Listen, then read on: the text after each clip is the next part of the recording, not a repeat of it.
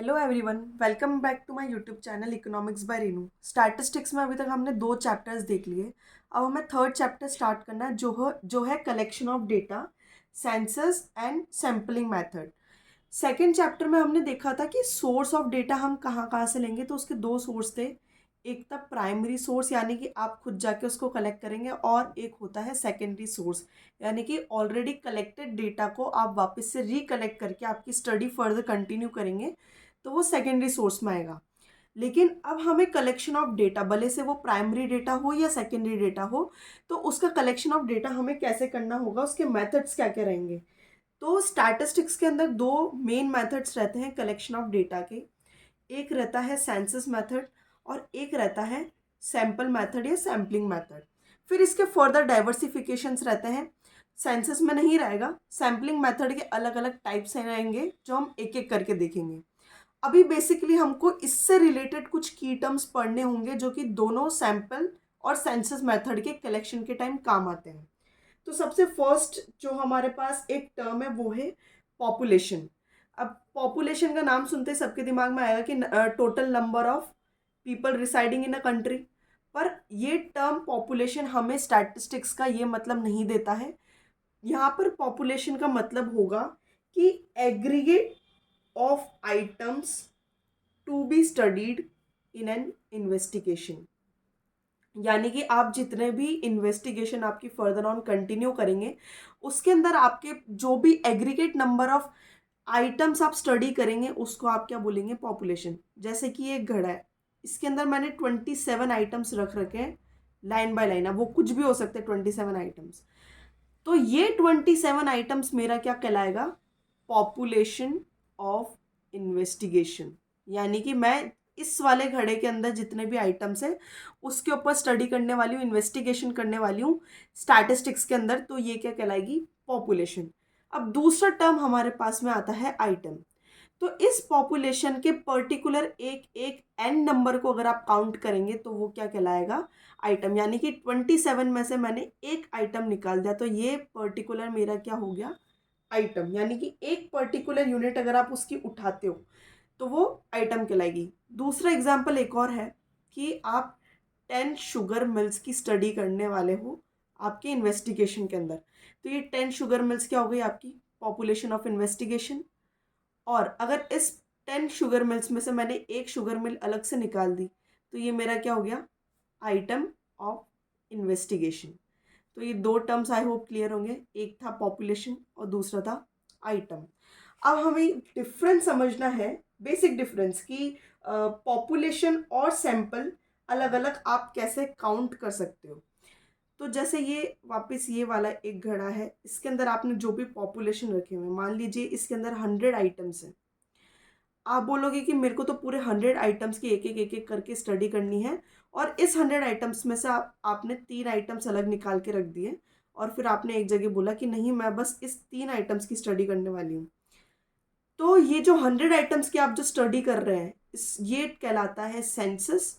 और जो आपने इस 100 आइटम्स में से अलग से निकाल के 3 निकाल लिए हैं जो इस पूरे 100 आइटम को रिप्रेजेंट करेगा, उसको आपने क्या बोल दिया, सैंपल। तो अब इसी मेथड को हमें आगे इलेबोरेटेड फॉर्म में पढ़ना है कि सेंसस मेथड क्या होता है और सैंपल मेथड क्या होता है। सेंसस मेथड का सिंपल मीनिंग ये होता है कि आपके पास जो पॉपुलेशन दे रखी है, आप उसके एक एक आइटम को इंक्लूड करके स्टडी करते, इन्वेस्टिगेशन करते हैं। और सैंपल मेथड के अंदर आप क्या करते हैं कि जो आपकी आइटम्स है, total items in the population of investigation, उसमें से आप कुछ सैंपल्स अलग से निकाल के रख लेते हैं, और उन सैंपल्स का आप स्टडी करके, इन्वेस्टिगेशन करके बताते हैं कि क्या कॉन्क्लूजन निकल रहा है या क्या ऑब्जर्वेशन निकल रहा है। पर ये सैंपल किसको रिप्रेजेंट करना चाहिए, इस वाले आइटम्स को रिप्रेजेंट करना चाहिए। अब इसको एक इलेबोरेटेड फॉर्म में देख लेते हैं अलग अलग, कि सेंसस बेसिकली क्या होता है और सैम्पलिंग बेसिकली क्या होती है। तो फर्स्ट हम देखेंगे सेंसस मेथड। सेंसस मेथड के अंदर डेटा जो कलेक्ट किया जाता है उसमें every item of the universe या पॉपुलेशन हम लेंगे, तो यहाँ पे क्या लिखेंगे, each and every item of the universe और पॉपुलेशन। अब यहाँ यूनिवर्स का मतलब ब्रह्मांड नहीं है, पॉपुलेशन कोई दूसरा टर्म यहाँ पे यूनिवर्स दे रखा है। तो पॉपुलेशन हो या यूनिवर्स हो, आपको समझ जाना चाहिए कि वो जो आपने डेटा कलेक्ट करा है, जिसके ऊपर आप स्टडी करने वाले हो, इन्वेस्टिगेशन करने वाले हो, उस सेट ऑफ आइटम्स को आप क्या बोलोगे, यूनिवर्स या पॉपुलेशन। तो सेंसस मेथड के अंदर आप एक एक आइटम के ऊपर जो कि यूनिवर्स को रिप्रेजेंट कर रहा है या पॉपुलेशन को रिप्रेजेंट कर रहा है, उसको रीड आउट करोगे, उसकी प्रॉब्लम का इन्वेस्टिगेशन करोगे। इन्वेस्टिगेशन सिग्निफाइंग द यूनिवर्स और पॉपुलेशन। अब इसके अंदर बेस्ट एग्जाम्पल क्या आता है, जो आपका पॉपुलेशन का सर्वे होता है या फिर पॉपुलेशन का आप बोलते हो कि सेंसस होता है। इसके अंदर आप कंप्लीट इन्यूमरेशन करते हो।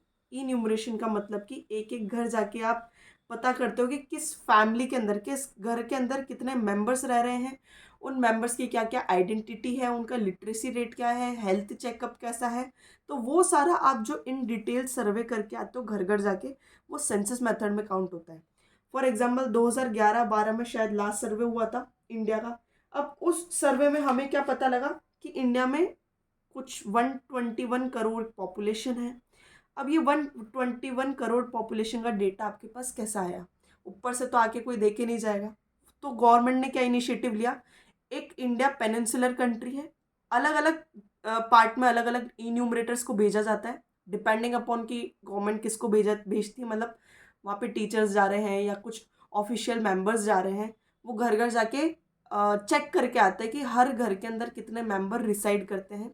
उसका पर्टिकुलर एक डेटा शीट बनाया जाता है, फिर इन टोटल करके पता लगाया जाता है कि कंट्री की पॉपुलेशन क्या है। तो उस इन डेप्थ इन्वेस्टिगेशन को हम क्या कह रहे हैं, सेंसस मेथड कह रहे हैं।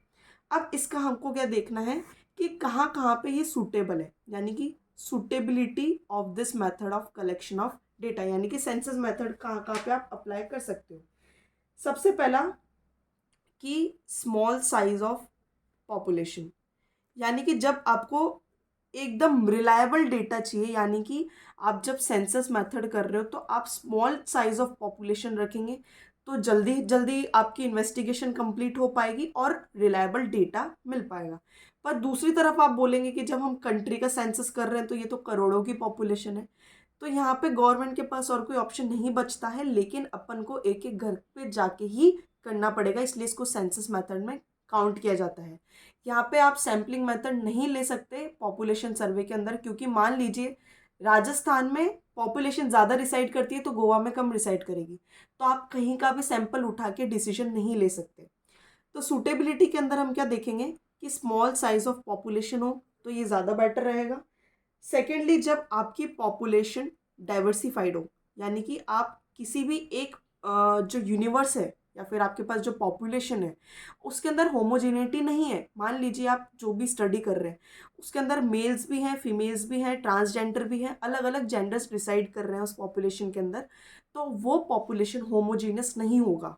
होमोजीनियस का मतलब क्या होता है कि वो एक स्पेसिफिक क्वालिटी लेकर चल रहा हो, और हेट्रोजीनियस पॉपुलेशन क्या होती है, जिसके अंदर अलग अलग क्वालिटीज़ हो। तो हमारा पॉपुलेशन जब डाइवर्सिफाइड हो यानी कि हेट्रोजीनस हो तभी सूटेबल है, क्योंकि हम तो एक एक आइटम को चेक कर रहे हैं, हमें क्या फ़र्क पड़ता है कि वो होमोजीनस हो या हेट्रोजीनस हो।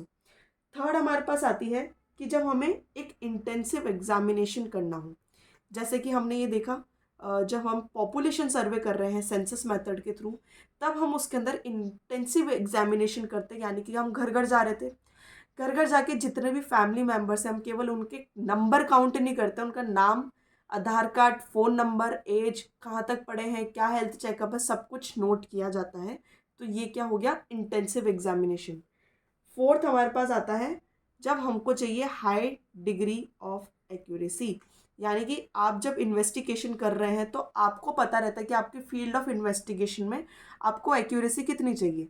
अगर आपको लगता है कि नहीं मेरा तो सैंपल से काम चल जाएगा तो आप सैम्पलिंग मेथड चूज करेंगे, लेकिन अगर आपको एक एक आइटम की रिलायबिलिटी चाहिए, एक्यूरेसी चाहिए, तो आप फिर किस मेथड पर रिलाई करेंगे, सेंसस मेथड के ऊपर रिलाई करेंगे। वही एग्जाम्पल वापस कि आपके पास 100 आइटम है, 100 आइटम में से केवल आप चाहते कि नहीं मैं तो 5 आइटम की स्टडी कर लूँगी तो भी मेरे लिए सफिशिएंट है, तब तो आप सैम्पलिंग मेथड के ऊपर जाएंगे। लेकिन आपको 100 आइटम में से 100 आइटम स्टडी करने हैं तो फिर आप सेंसस मेथड पर मत जाएंगे। इसके बाद में हम देखते हैं कि इसके मेरिट्स क्या हैं। यानी कि आप जब सेंसस मेथड कर रहे हैं तो इसके कुछ तो भी फ़ायदे होंगे, तभी आप इसके ऊपर रिलाई कर रहे हैं, और इसी के साथ में इसके कुछ डीमेरिट्स भी होंगे। तो पहले मेरिट्स देख लेते हैं। फर्स्ट है रिलायबिलिटी एंड एक्यूरेसी।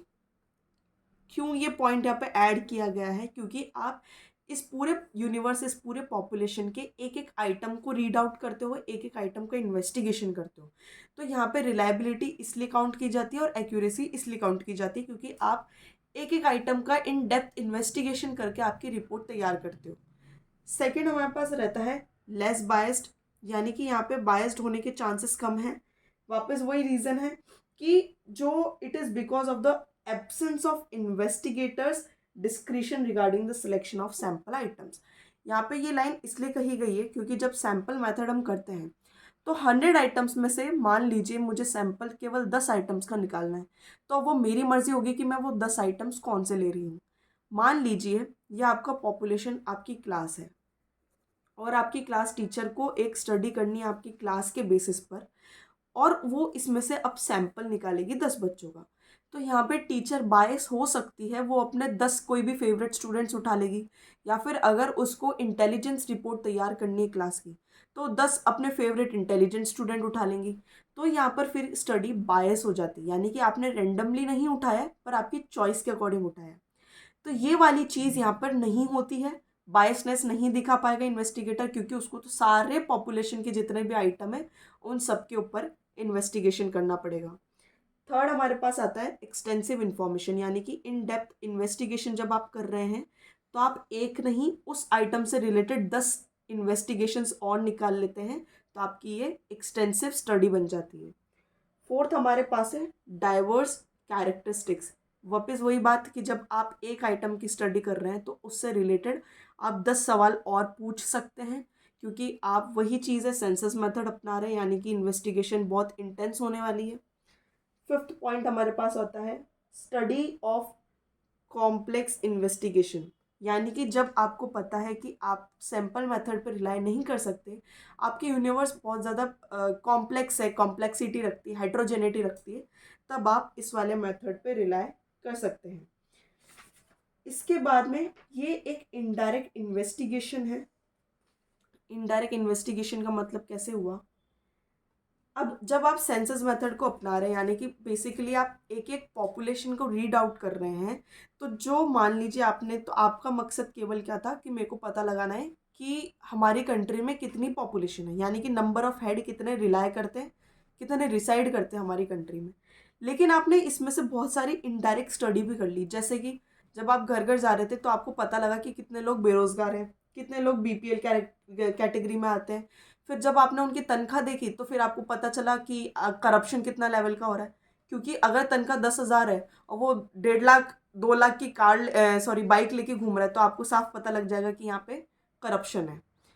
उसके बाद में हम यहाँ पे देखते हैं कि इस मेथड के डीमेरिट्स क्या हैं, यानी कि लूप होल्स, कि हम सेंसस मेथड के ऊपर रिलाय कर रहे हैं, हमने सुटेबिलिटी देख ली, उससे रिलेटेड मेरिट्स भी देख लिए, लेकिन इसके अंदर कुछ लूप होल्स भी होंगे। तो फर्स्ट हमारे पास लूप होल क्या आता है कि ये बहुत कॉस्टली मेथड पड़ जाता है, यानी कि जब आप सेंसस का पॉपुलेशन का सेंसस के पॉपुलेशन या यूनिवर्स के एक एक आइटम को रीड आउट करोगे, एक एक आइटम का इन्वेस्टिगेशन करोगे, तो आपको ऑब्वियस सी बात है कॉस्टली पड़ेगा।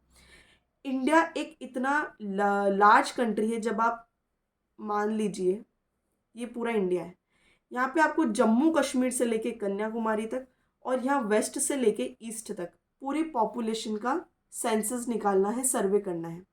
तो यहाँ से वेस्ट से ईस्ट जाने में ही 3 दिन लग जाएंगे और नॉर्थ से साउथ जाने में भी 3 दिन लग जाएंगे, और इसके बीच में आपको एक एक गांव, एक एक शहर का सर्वे करना है, एक एक घर का सर्वे करना है। तो आप अंदाज़ा लगा लीजिए कि मेथड कितना ज़्यादा कॉस्टली होता होगा। Costly in the sense transportation का कॉस्ट लगेगा, उसके बाद आप जिन बंदों को हायर कर रहे हो एक एक घर जाने के लिए, उनको आपको सैलरी ऑन वेजेस भी देने पड़ेंगे, और इसके साथ में टाइम का कॉस्ट भी ऐड होता है। सेकेंड हमारे पास में क्या चाहिए रहेगी? लार्ज मैन पावर, यानी कि जब आप इन्वेस्टिगेशन कर रहे हैं 150-200 करोड़ के लोग की पॉपुलेशन का इन्वेस्टिगेशन कर रहे हैं, तो आपको ऑब्वियस सी बात है लार्ज मैन पावर लगेगी, यानी कि जो लार्ज मैन पावर होते हैं उनको यहाँ पे हम ई न्यूमरेटर्स कहते हैं, यानी कि जो इन्वेस्टिगेशन करता है स्टैटिस्टिक्स में उसको ई न्यूमरेटर का दर्जा दिया जाता है। तो यहाँ पे हमें स्किल्ड लेबर चाहिए, स्किल्ड ई न्यूमरेटर्स चाहिए जो हमारी अच्छे से सर्वे करके बता सके। थर्ड हमें क्या चाहिए कि it is not suitable for large investigations, यानी कि हमने ये तो देखा कि जब हमारे पास सेंसस मेथड के थ्रू हम पॉपुलेशन सर्वे कर रहे हैं तो हम तो सेंसस मेथड पे रिलाई कर रहे हैं, तो यहाँ तो इन्वेस्टिगेशन लार्ज है। पर सूटेबिलिटी में हमने क्या देखा था, स्मॉल साइज ऑफ पॉपुलेशन रहेगी तो ज़्यादा बेहतर रहेगा। तो बस उसका हम एक नेगेटिव पार्ट क्या बना सकते हैं कि लार्ज इन्वेस्टिगेशन के लिए सूटेबल नहीं है, क्योंकि हमें टाइम, मनी और जो कॉस्ट हमारी वो परमिट नहीं करता है कि हम इतनी लार्ज इन्वेस्टिगेशन कर पाए एक एक आइटम की। तो यहाँ पे हमने अभी तक क्या देखा कि कलेक्शन ऑफ डाटा के मेथड्स क्या है, एक सेंसस मेथड हुआ, एक सैंपल मेथड हुआ। लेकिन अभी हमने एक इलेबोरेटेड फॉर्म में केवल सेंसस मेथड देखा है कि इसको कब हमें लेना है, मतलब कि सूटेबिलिटी क्या है, जब हम इसको स्टडी कर रहे थे तो इसके मेरिट्स क्या निकल के आए और इसके कुछ लूप होल्स यानी कि डीमेरिट्स क्या होंगे। अब इसकी नेक्स्ट वीडियो में हम देखेंगे कि सैंपल मेथड क्या है। वो थोड़ा सा बड़ा होगा, क्यों, क्योंकि उसके अंदर सैंपल मेथड के अंदर बहुत सारे अलग अलग छोटे छोटे मेथड्स भी हैं। तो आई होप आपको ये समझ आ गया होगा, नहीं आया तो आप कमेंट सेक्शन में बता सकते हैं। आज के लिए बस इतना ही, थैंक यू।